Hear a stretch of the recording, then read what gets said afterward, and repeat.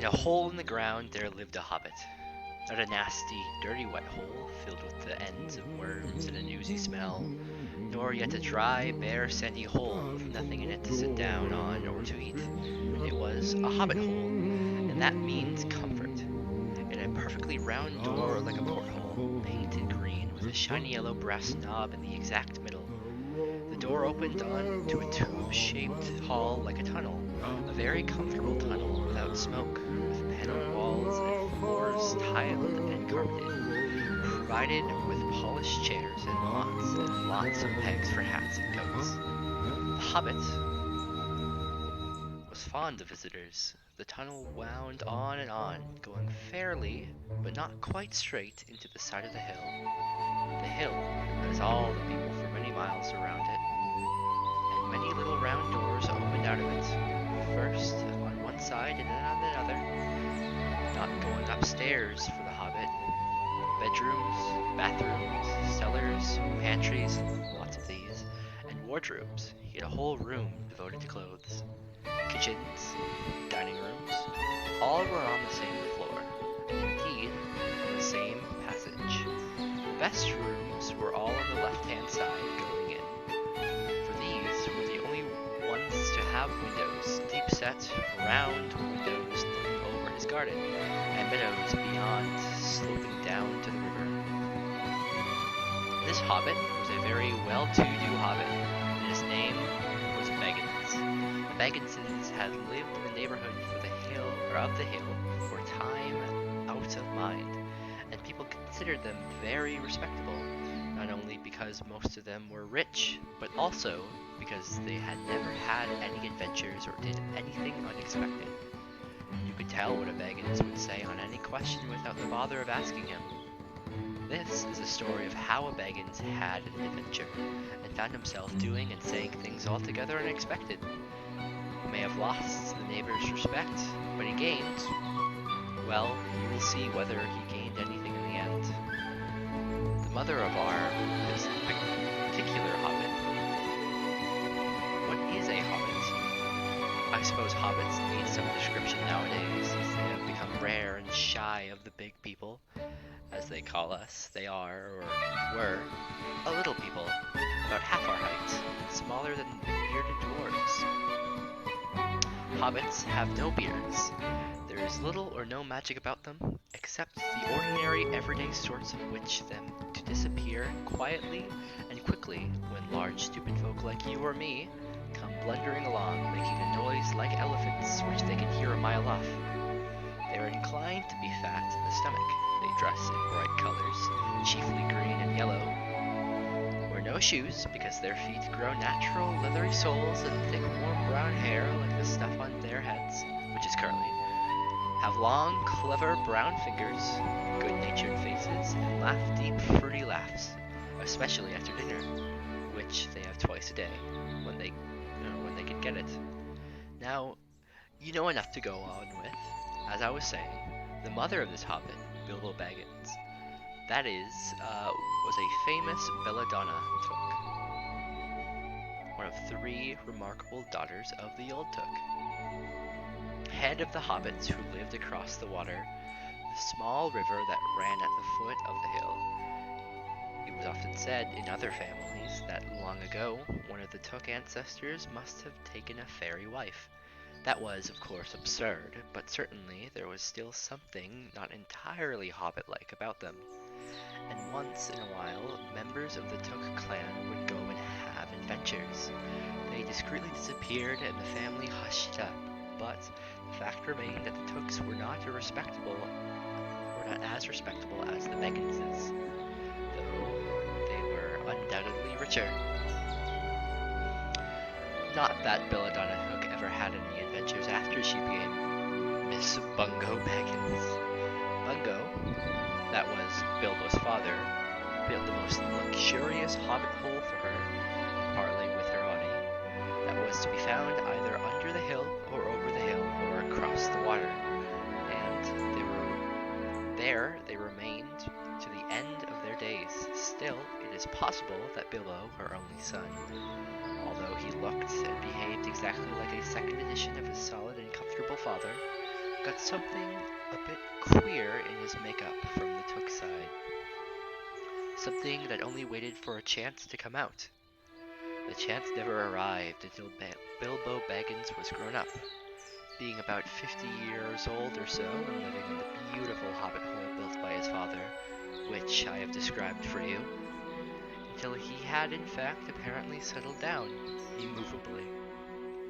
By some curious chance one morning, long ago in the quiet of the world, when there was less noise and more green, and the hobbits were still numerous and prosperous, and Bilbo Baggins was standing at his door after breakfast, smoking an enormous long red pipe that reached nearly down to his woolly toes, neatly brushed, Gandalf came by.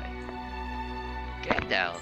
If you had only heard a quarter of what I have heard about him, and I have only heard very little of all there is to hear, you would be prepared for any sort of remarkable tale. Tales of adventures spread it up all over the place wherever he went, and in the most extraordinary fashion. He had not been down that way under the hill for ages and ages, not since his old friend the Old Took, not since his friend the Old Took died, in fact, and the hobbits had almost forgotten what he looked like. He had been away over the hill and across the water on businesses of his own since they were all small hobbit boys and hobbit girls. All that the unsuspecting Bilbo saw that morning was an old man with a staff. He had a tall, pointed blue hat, a long gray cloak, a silver scarf over which his long white beard hung down below his waist, and immense black boots. "Good morning," said Bilbo, and he meant it. The sun was shining, and the grass was very green, but Gandalf looked at him from under long, bushy eyebrows and stuck out further than the brim of his shady hat. "What do you mean?" he said. "Do you wish me a good morning, or you mean that it is a good morning whether I want it or not? Or that you feel good this morning, or that it is morning to be good on?" "All of them at once," said Bilbo. "And a very fine morning for a pipe of tobacco out of doors into the bargain. If you have a pipe about you, sit down and have full of mine. There's no hurry. We have all the day before us." Then Bilbo sat down on the seat by his door, crossed his legs, and blew in a beautiful gray ring of smoke that sailed up into the air without breaking and floated away over the hill. "Very pretty," said Gandalf, "but I have no time to blow smoke rings this morning. I am looking for someone to share in an adventure that I am arranging, and it's very difficult to find anyone." "I should think so in these parts. We are plain quiet folk, and I have no use for adventures, nasty, disturbing, uncomfortable things. Make you late for dinner. I can't think what anybody sees in them," said our Mr. Baggins, and stuck one thumb behind his braces, and blew out another, even bigger smoke ring. Then he took out his morning letters and began to read, pretending to take no more notice of the old man. He had decided that he was not quite his sort and wanted him to go away, but the old man did not move. He stood leaning on his stick and gazing at the hobbit without saying anything, till Bilbo got quite uncomfortable and even a little cross. "Good morning," he said at last. "We don't want any adventures here, thank you. You might try over the hill or across the water." By this he meant that the conversation was at the end. "What a lot of things you do use good morning for," said Gandalf. "Now you mean that you want to get rid of me, and that it won't be good till I move off." Not at all, my dear sir. Let me see, I don't think I know your name." Yes, my dear sir. And I do know your name, Mr. Bilbo Baggins. And you do know my name, though you don't remember that I belong to it. I am Gandalf, and Gandalf means me. To think that I should have lived to be a good mooringed by the Belladonna Took's son, as if I was selling buttons at the door.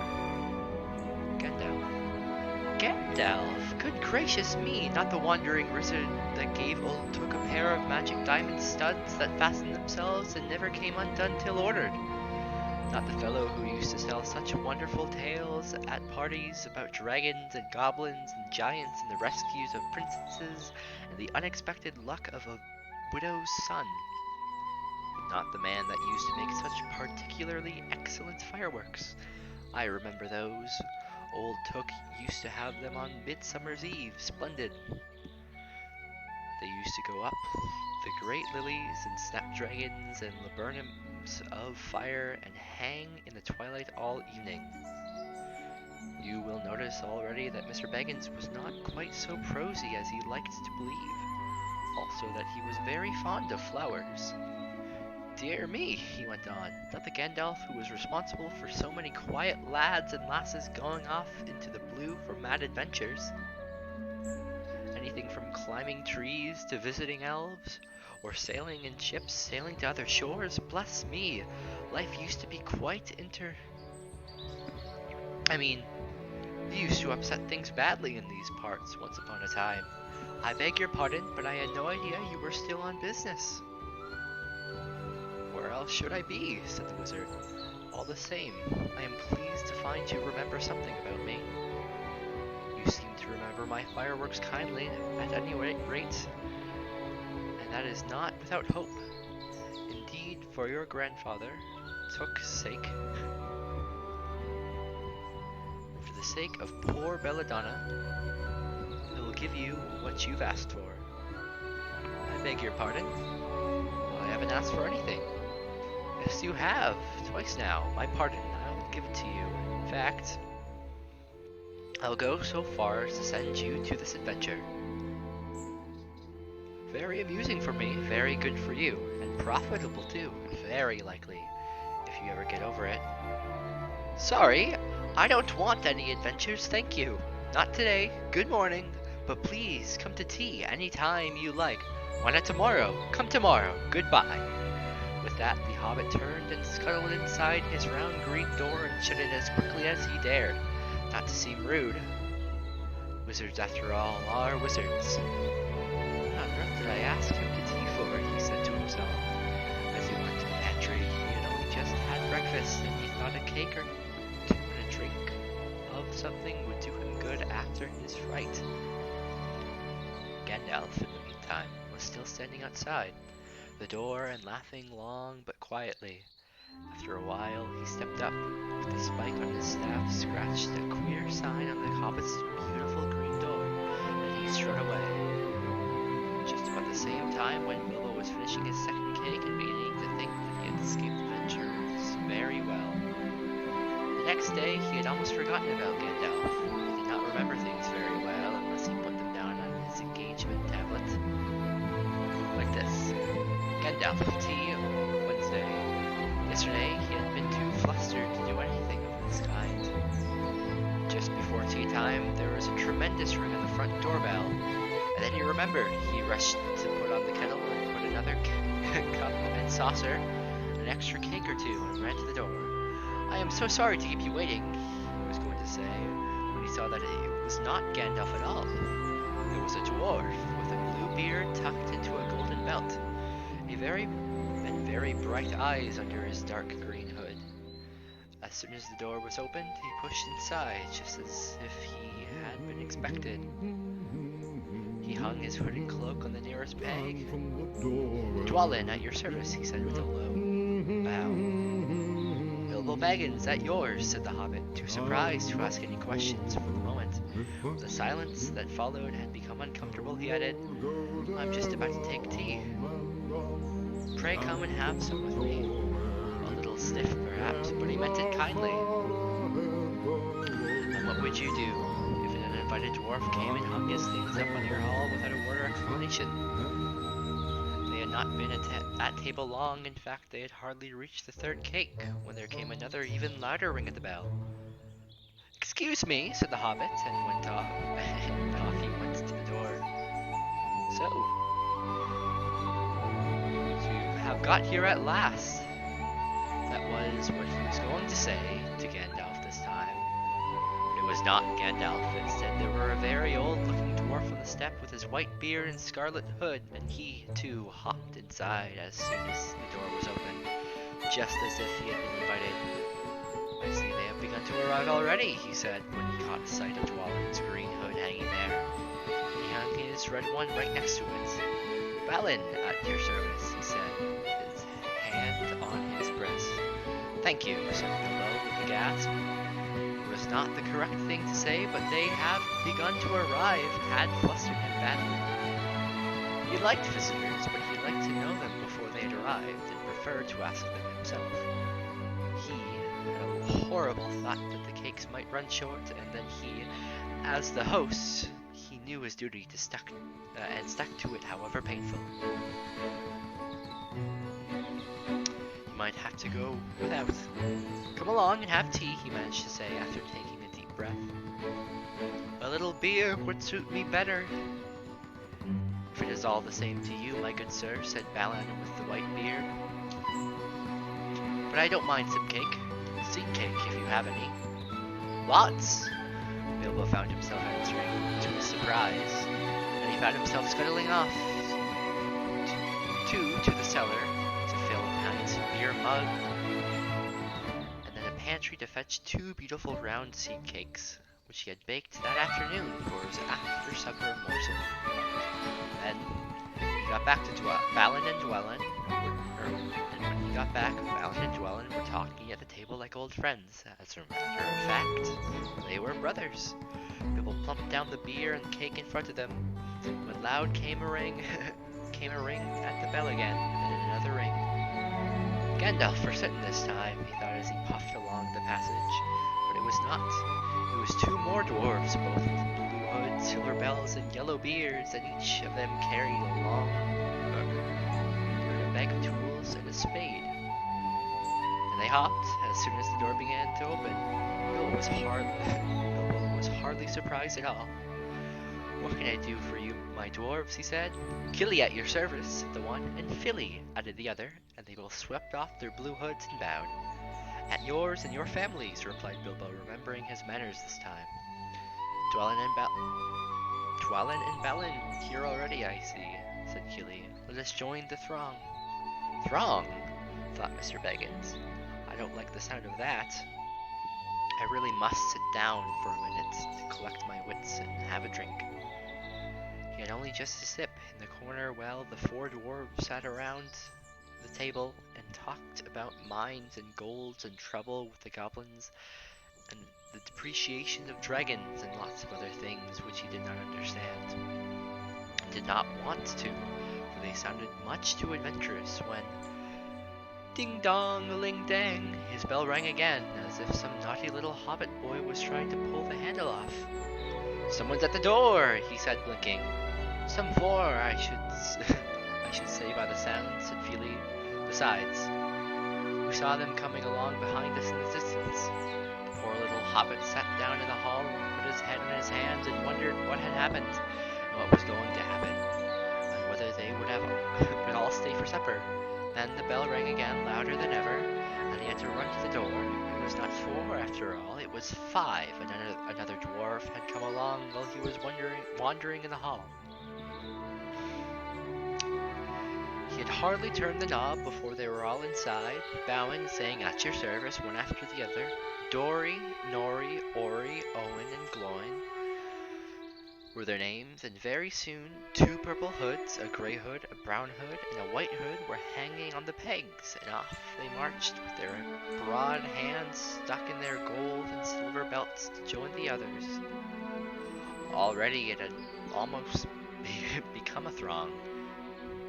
Some called for ale, another called, and some for porter, and one for coffee, and all of them for cakes, so the hobbit was kept very busy for a while. A big jug of coffee had just been set on the hearth. The seed cakes were gone, and the dwarves were starting on the round of buttered scones, when there came a loud knock. Not a ring, but a hard rat-tat of the hobbit's beautiful green door. Somebody was banging with a stick. Bilbo rushed along the passage very angry and altogether bewildered and beweathered. This was the most awkward. This was the most awkward Wednesday he had ever remembered. He pulled open the door with a jerk, and they all fell in, one on top of the other. More dwarves, 4 more, and there was Gandalf behind, leaning on his staff and laughing. By the way, he had made quite a dent on the beautiful door. He had also, by the way, knocked out the secret mark he had put there the morning before. Carefully, carefully, he said. It is not like you, Bilbo, to keep friends waiting on the mat. And then opened the door like a pop gun. Let me introduce Beaver, Bofer, Bomber, and especially Thorin. At your service, said Beaver, Bofer, and Bomber standing in the row. Then they hung up 2 yellow hoods and a pale green one, and also a sky blue one with a long silver tassel. This last belonged to Thorin, an enormously important dwarf, in fact. No other than the great Thorin Oakenshield himself, who was not at all pleased at falling flat on Bilbo's mat with Beaver, Bofer, and Bomber on top of him. For one thing, Bomber was immensely fat and heavy. Thorin indeed was very haughty, and said nothing about service, but poor Mr. Baggins said he was sorry so many times that at last he grunted, "Pray don't mention it," and stopped frowning. Now we are all here, said Gandalf, looking at the row of 13 hoods, the best detachable party hoods, and in his own hat hanging on the peg. Quite a merry gathering. I hope there is something left for that late corners to eat and drink. What's that? Tea? No, thank you. A little red wine, I think, for me. And for me, said Thorin. And raspberry jam and apple tart, said Beaver. And mince pies and cheese, said Bofer, and pork pie and salad, said Bomber. And more cakes and ale and coffee, if you don't mind, called the other dwarves through the door. Put on a few eggs, there's a good fellow, Gandalf called after him, as the hobbit stumped off to the pantries and just bring out the cold kitchen and pickles. Cold chicken and pickles.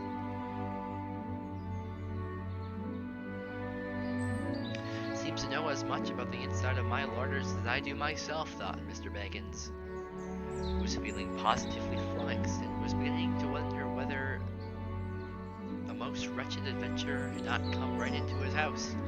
By the time he had got all the bottles and dishes and knives and the forks and glasses and plates and spoons and things piled up on big trays, he was getting very hot and red in the face and annoyed.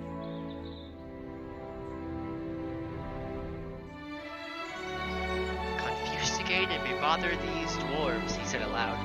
Why don't they come along and lend a hand? Lo and behold, there stood Balin and Dwalin at the door of the kitchen, and Fili and Kili behind them, and before he could say knife, they had whisked the trays and a couple of small tables into the parlor and set everything out afresh.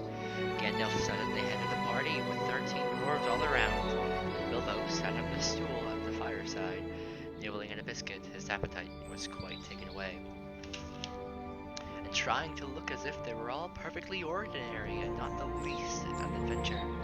These dwarves ate and ate and talked, and in time got on. At least they pushed their chairs back, and Bilbo made a move to collect the plates and glasses. I suppose we will all stay for supper, he said in his politest, unpressing tone. Of course, said Thorin, after all. We shan't get through the business till late. We must some music first, now to clear up. Thereupon the 12 dwarves, not Thorin, he was too important and stayed talking to Gandalf, jumped to their feet and made tall piles of all the things. Off they went, not waiting for trays, balancing columns of plates, each with a bottle on top with one hand, while the hobbit ran after them, almost squeaking with fright. Please be careful, and please don't trouble, I can manage, but the dwarves only started to sing. Chip the glass and crack the plates, blunt the knives and bend the forks. That's what Bilbo Baggins hates, smash the bottles and burn the corks. Cut the cloth and tread on the fat, pour the milk on the pantry floor, leave the bones on the bedroom mat, splash the wine on every door. Dump the crocks in boiling bowl, pound them up with thumping pole, and when you've finished, if any are whole, send them down the hall to roll. what Bilbo Baggins ate so carefully with the plates. And of course, they did none of these dreadful things, and everything was cleaned and put away safe as quick as lightning. While the hobbit was turning round and round in the middle of the kitchen trying to see what they were doing, then they went back and found Thorin with his feet on the fender smoking a pipe. He was blowing the most enormous smoke rings, and wherever he told one to go, it went. Up the chimney, or behind the clock on the mantelpiece, or under the table, or round and round the ceiling, but whenever it went, it was not quick enough to escape Gandalf. Pop! He sent the smaller smoke ring from his short clay pipe straight through each one of Thorin's. Then Gandalf's smoke ring would go green and come back to hover over the wizard's head. He had a cloud of them about him already, and in the dim light it made them look strange and sorcerous. Bilbo stood still and watched. He loved smoke rings, and then he blushed to think how proud he had been yesterday morning of the smoke rings he had sent up the Doran hill. Now for some music, said Thorin. Bring out the instruments. Gilly and Filly rushed for the bags and brought back little fiddles. Dori, Nori, and Ori brought out flutes from somewhere inside their coats. Bomber produced a drum from the hall. Beeford and Beaufort went out too and came back with clarinets that left amongst the walking sticks. Dwalin and Balin said, "Excuse me, I left mine in the porch." "Just bring mine in with you," said Thorin. They came back with vials as big as themselves, with Thorin's harp wrapped in green cloth. It was a beautiful gold harp, and when Thorin struck it, the music began all at once, so sudden and sweet that Bilbo forgot everything else, and he was swept away in dark lands under strange moons, or over the water, very far from his hobbit hole under the hill. The dark came into the room, window that opened inside of the hill. The firelight flickered. It was April, and still the wind played on. The shadow of Gandalf's beard wagged against the wall. The dark filled all the room, and the fire died down, and the shadows were lost, and they still played on.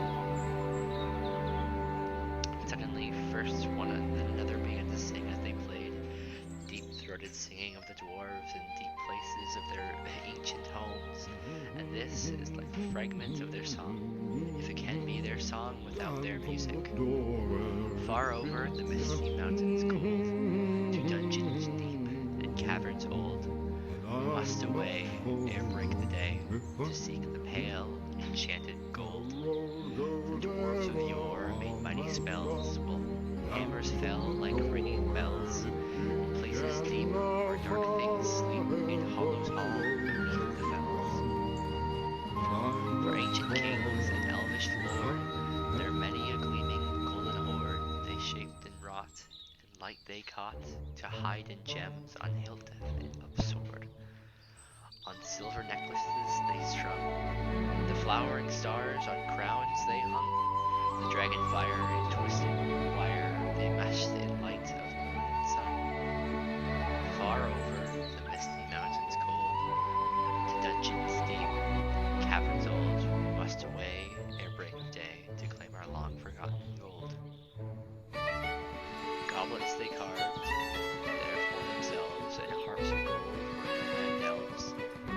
Lay they long, and many a song was sung heard of by men or elves. The pines were roaring on the height, the winds were moaning in the night. The fire was red, and flames met the trees like torches blazed bright. The bells were ringing in the dale, and men looked up with faces pale. The dragon's ire, more fierce than fire, laid low their towers and houses frail. The mountains smoked beneath the moon. The dwarves, they had their tramp of doom. They fled their hall to dying fall beneath his feet, beneath the moon. Far over the misty mountain grim, to dungeon deep and caverns dim, we must away ere break of day to win our harps and gold from him. sung, the hobbits fell in love with beautiful things made by hand and by cunning, by magic ruling through them, a fierce and jealous love, the desire of hearts and dwarves. Then something tokish woke up inside of him, and he wished to go out and see the great mountains, and hear the pine trees and the waterfalls, and explore the caves, and wear a sword instead of a walking stick. He looked out to the window. The stars were out in dark sky above the trees. He thought of the jewels of the dwarves shining in dark caverns. Suddenly, the wood beyond the water flame leapt up. Probably somebody lighting a wood fire. He thought of plundering dragons settling on his quiet hill, kindling it all to flames. He shuddered. Very quickly, he was plain Mr. Baggins of Baggins under him again. Mic off.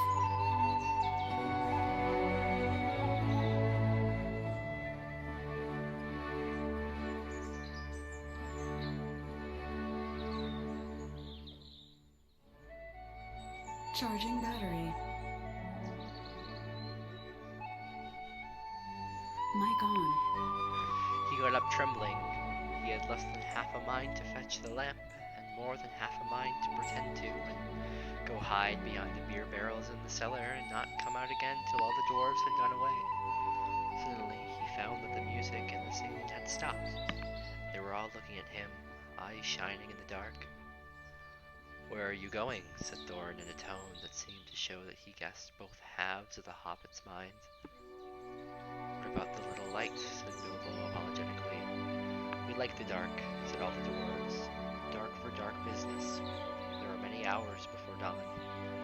"Of course," said Bilbo, and sat down in a hurry. He missed the stool and sat in the fender, knocking over the poker, a shuffle with a crash.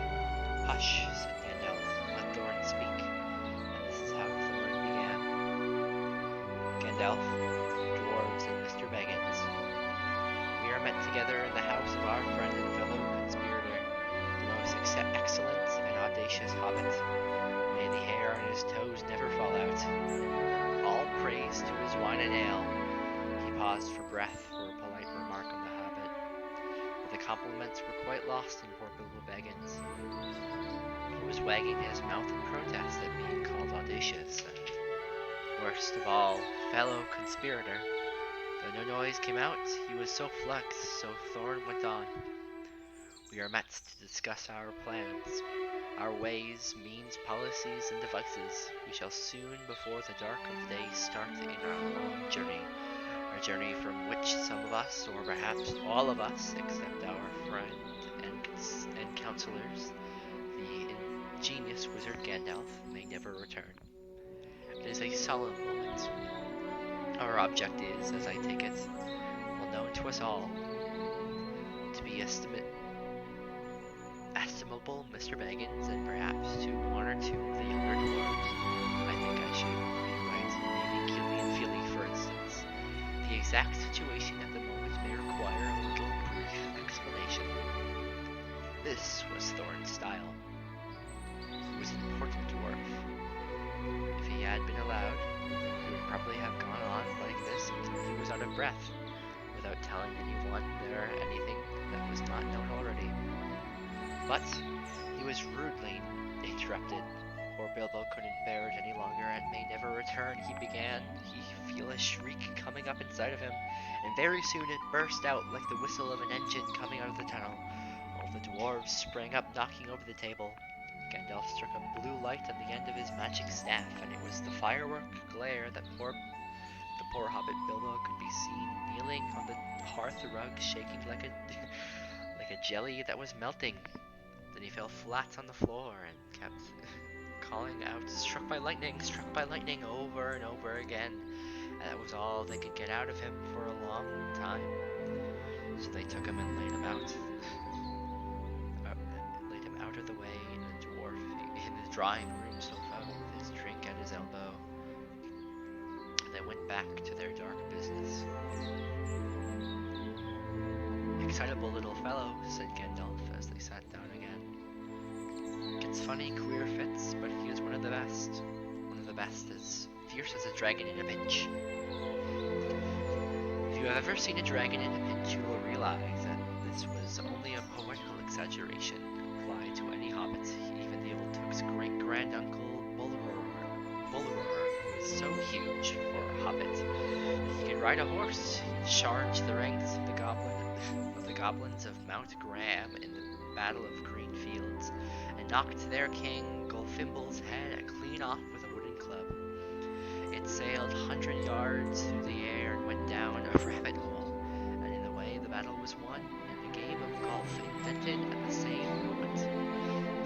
In the meanwhile, however, Bulwer's gentler descendant was reviving in the drawing room. After a while, the drink he kept nervously to the door of the parlor. This was what he heard. Wayne speaking, humph, or some snort more like that was. Will he do you think? It's all very well for Gandalf to talk about this hobbit being fierce, but one shriek like that, in a moment of excitement, would be enough to wake the dragon and all of his relatives, and kill the lot of us. I think it sounded more like fright than excitement, in fact. If it had not been for the sign of the door, I should have been sure we had come to the wrong house. As soon as I clapped eyes on the fellow bobbing and puffing on the mat, I had my doubts. He looked more like a grocer than a burglar.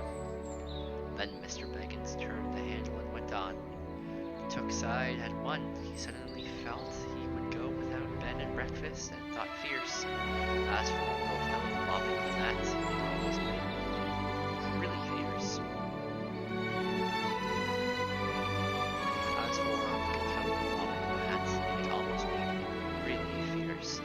Many a time afterwards, the Baggins part regretted what he did now. He had said to himself, Bilbo, you were a fool. You walked right in and put your foot in it. Pardon me, he said, if I have overheard words that you were saying. I don't pretend to understand that you were talking about, or your references to burglars, but I think I am right in believing, this is what he called being on his dignity, that you think I'm no good. I will show you I have no signs on my door. It was painted a week ago, and I am quite sure you have come to the wrong house. As soon as I saw your funny faces on my doorstep, I had my doubts. But treat it as the right one. Tell me what you want done, and I will try it. I have to walk from here to the east of east and fight the wild werewolves in the last desert. I had a great-great-granduncle once, Bulrower Took, and yes, that was long ago, said Gloin. I was talking about you, and I assure you there is a mark on this door. The usual one in the trade, or used to be. Burglar wants a good job, plenty of excitement, and reasonable reward. That's how it usually read. You could say expert treasure hunter instead of burglar if you like.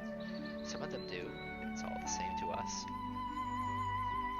Gandalf took that there was a man of the sort in these parts looking for a job at once, and that he had arranged for a meeting here this Wednesday tea time. Of course there is a mark, said Gandalf.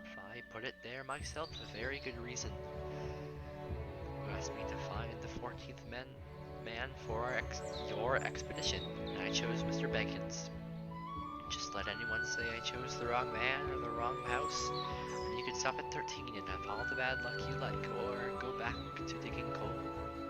He scowled so angrily at Gloin that the dwarf huddled back into his chair, and when Bilbo tried to open his mouth to ask a question, he turned and frowned at him and stuck out his bushy eyebrows until Bilbo shut his mouth tight with a snap.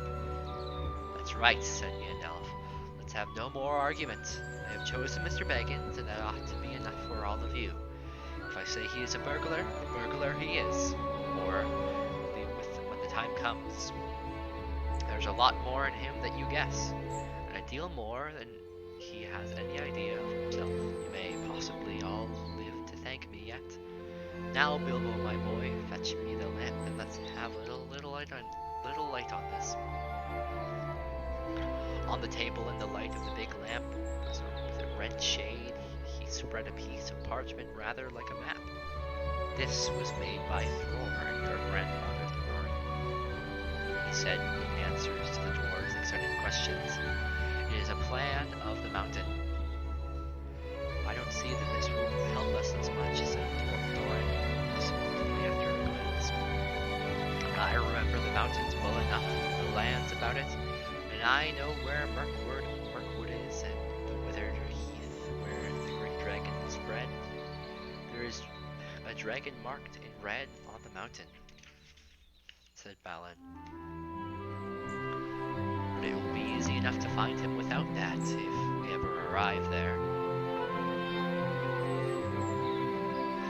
There is one point that you haven't noticed, said the wizard. That is the secret entrance.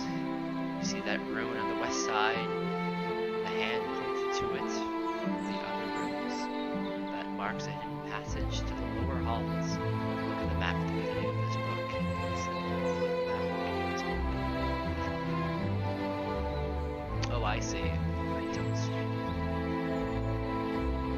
It may have been secret once, said Thorin, but how do you know that it is a secret any longer?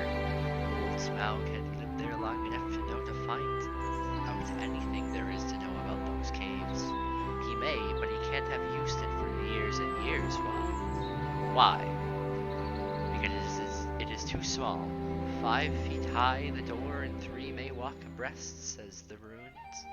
But Smaug could not creep into a hole that size, not even when he was a young dragon. Certainly not after devouring so many of the dwarves and men of Dale.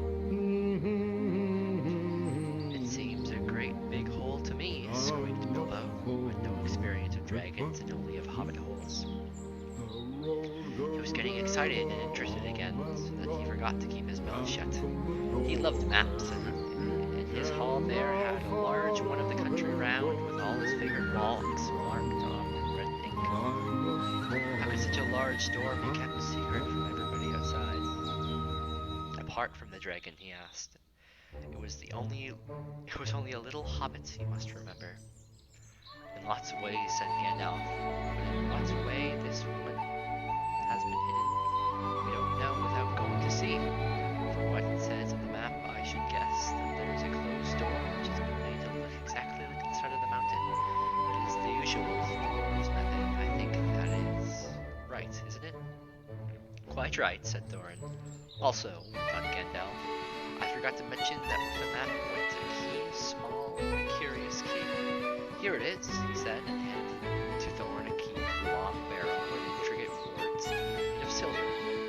Keep it safe. Indeed I will, said Thorin, and he fastened it on a fine chain that hung around his neck and under his jacket. Now things began to look more hopeful. This news alters them much for the better. So far he had hung no clear to what to do. He thought of going east as quiet and careful as we could, as far as the long lake. After that, trouble would begin. A long time before that, if I knew anything about the roads east, interrupted Gandalf. We might go from there along the river running, went on Thorin, taking no notice. And so the ruins of Dale, the old town in the valley there under the shadow of the mountains. But we none of us liked the idea of the front gate. The river runs right out of it through the great cliff in the south of the mountains, and out of it comes the dragon. Out of it comes the dragon too, far too often, unless he has changed his habit. That would be no good, said the wizard.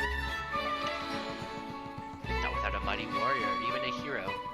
I tried to find one, but the warriors are busy fighting one another in distant lands. In this neighborhood's heroes are scarce, or simply not to be found. Swords in these parts are mostly blunt, and axes are used for trees, and shields as cradles. Or dish covers. And dragons are comfortably far off, and therefore legendary. That's why I settled on burglary, especially when I remembered the existence of a side door. Here is our little Bilbo Baggins, the burglar, the chosen and the selected burglar. So now let's get on and make some plans. Very well then, said Thorin. Supposing the burglar expert Supposing the burglar expert gives us some ideas or suggestions, he turned with a mock politeness to Bilbo. First, I should like to know a little. First, I should like to know a bit more about things, said he, feeling all confused and a bit shaky inside, but so far, still tookishly determined to go on with things. I mean, about the gold and the dragon and all that thing. And all that, and how it got there, and who it belongs to, and so on and further. Bless me, said Thorin, haven't you got a map? And didn't you hear our song? You haven't been talking about... Haven't we been talking about... And haven't we been talking about all this for hours? All the time, I should like it all plain and clear, said he obstinately, putting on his business manner, usually reserved for people who try to borrow money off him, and doing his best to appear wise and prudent and professional and live up to Gandalf's recommendation. Also, I should like to know about risks, out-of-pocket expenses, time required, and remuneration, and so forth. By which he meant, what am I going to get out of it, and am I going to come back alive? Oh, very well, said Thorin. Long ago, my grandfather Thor's time, our family was driven out of the far north, and came back with all their wealth and their tools to this fountain on the map. It had been discovered by my far ancestor Thrain the Old, but now they mined and they tunneled, and they made huge halls and great workshops. In addition, I believed they found a good deal of gold and a great many jewels too. Anyway, they grew immensely rich and famous, and my grandfather was king under the mountains again, and treated with great reverence by all mortal men who lived to the south. They were gradually spreading up the running river as far as the valley overshadowed by the mountain. They built the merry town of Dale there in those days. Kings used to send for our smiths and reward even the least skillful most richly. Fathers would beg us to take their sons as apprentices and pay us handsomely, especially in food supplies, which we never bothered to grow or find for ourselves. Altogether, those were good days for us, and the poorest of us had money to spend and to lend, and leisure to make beautiful things just for the fun of it. Not to speak of the most marvelous and magical toys, the like of which is not to be found in the world nowadays, so my grandfather's halls became full of armor and jewels and carvings and cuts, and the toy market of Dale was the wonder of the world. Undoubtedly, that was what brought the dragon. Dragon steel, gold and jewels, for men and elves. Dwarves, whoever they can find them. They guard their plunder as long as they live, which is practically forever, unless they are killed and never enjoy a brass ring of it. Indeed, they hardly know a good bit of work from a bad,